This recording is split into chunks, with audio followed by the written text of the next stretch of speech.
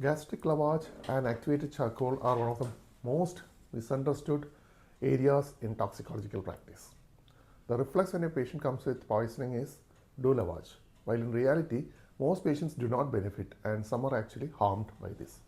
So let's see in the next few minutes when to do and when not to do these things. First principle is that GI decontamination only works if the toxin is still in the stomach, the airway is protected, the toxin is absorbable, and the benefit outweighs the aspiration risk.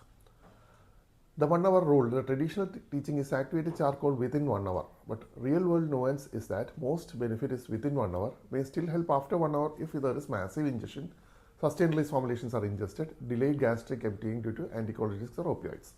The clock is not the only determinant, risk benefit matters more than timing alone.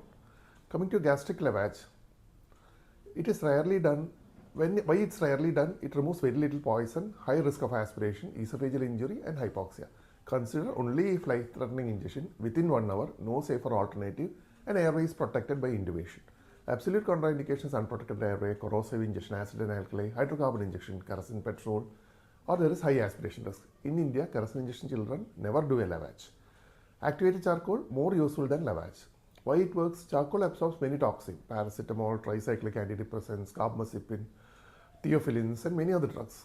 Give it potentially toxic injection, patient cooperative or airway protected. Within 1 to 2 hours, flexible, you can extend it if the ingestion is high quantity. When charcoal does not work is with iron, lithium, alcohols, corrosives, and heavy metal, it doesn't work.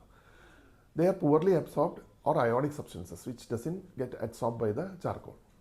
Multiple dose charcoal has special uses and it's useful in carbamazepine, theophylline, dapsone, phenobarbital. It acts like a GI dialysis. So the real takeaway I want to say is that should I lavage? Ask that question. For that, answering that question, you should have: is this toxin absorbable? Is its airway safe? Is the airway safe? Will this change the outcome? Is supportive care alone safer? In many poisoning, airway fluids and if antidote is much better than aggressive GI contamination.